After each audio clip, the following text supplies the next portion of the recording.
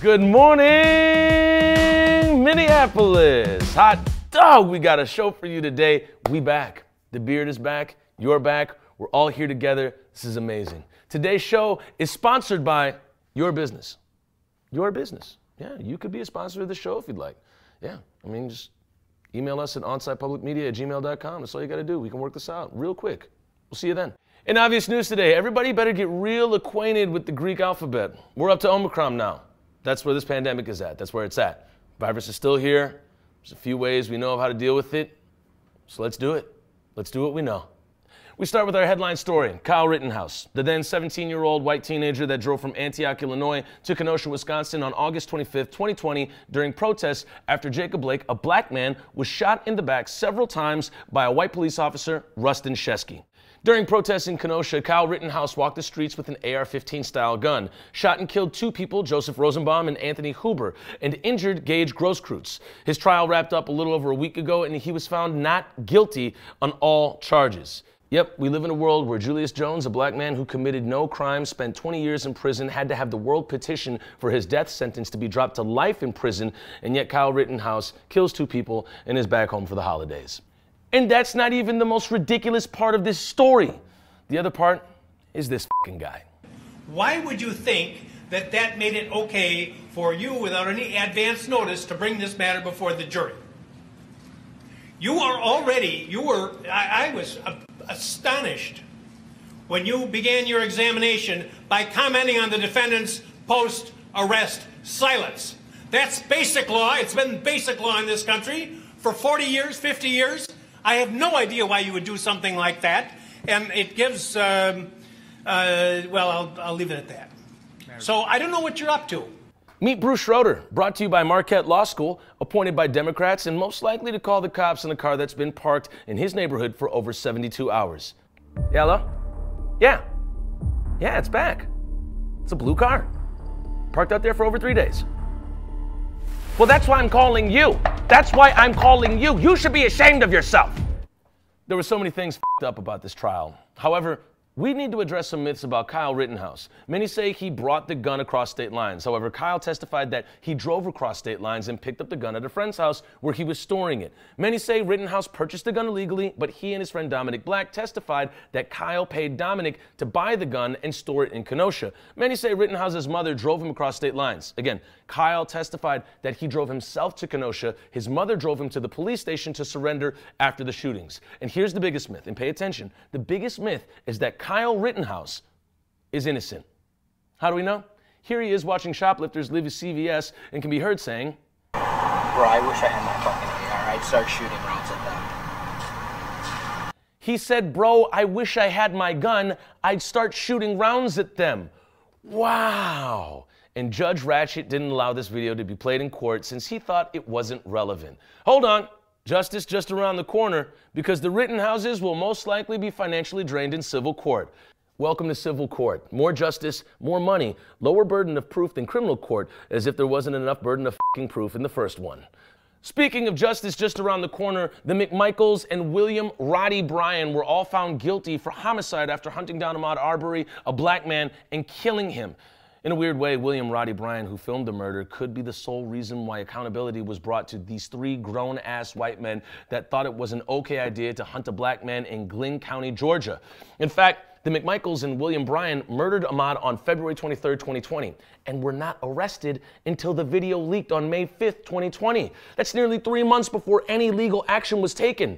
They weren't arrested because the cops saw the film. They were arrested because the world saw the film. F 12. For consideration, if you think you'll find yourself speaking about this with friends or family and they say, "Hey, it's a court of law, it's not about race, man," well, then you tell them, "Why did this guy say this?"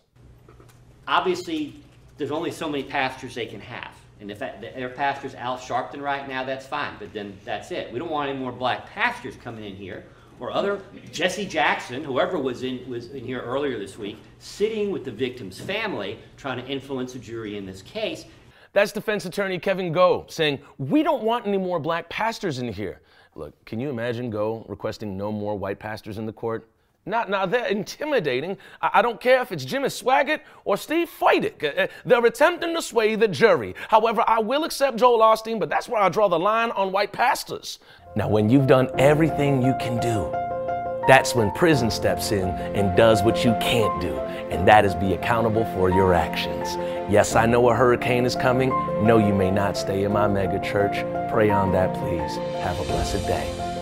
One factor that many haven't spoke about and why the three were convicted, their judge wasn't Bruce Schroeder. The judge in this case was a functioning human being. He didn't sing to the defendants, didn't have his phone go off during court, didn't decide to place his holiday cookie orders while in the courtroom, didn't have the entire courtroom salute the fucking defense expert, and also wasn't the grandfather of the defendants. Speaking of accountability in the South and nowhere to be found in the North, the suburbs of Minnesota are on fire.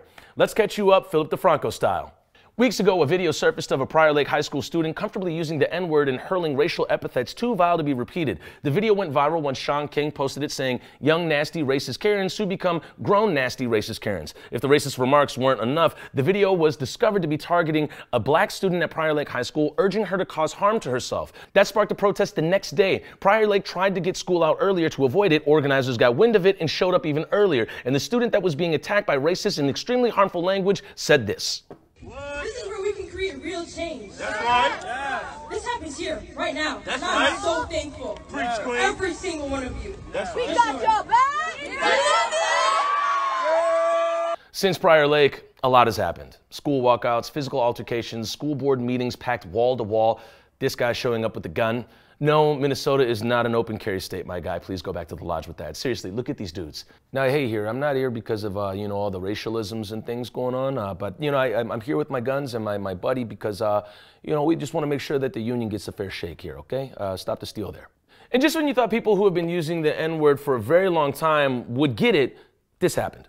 Indeed, Rashad Rich's son, Adonis, organized this walkout. He and fellow students left Armstrong High School in Plymouth an hour early Wednesday over a recent alleged incident involving a teacher reportedly using the N-word in class. Wow. Wow. You have a job, the sun is shining, you still think it's okay to use the N-word out here. And I don't care if we're just reading the word or repeating what someone else said. You're a teacher, don't say it in the classroom. What are you doing? Also, I want to point out, I love the use of alleged and reportedly. When major news networks are like, we can neither confirm nor deny racism was involved, it's probably involved. I'm not a betting man, but I would definitely bet on the fact that that teacher used the N-word.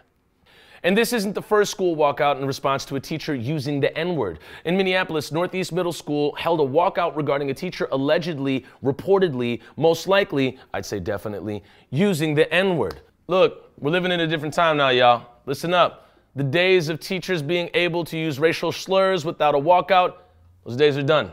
The days of white communities comfortably pocketing their racism in DMs and Snapchats without a protest or peep from communities of color, those days are done. And that's a good thing.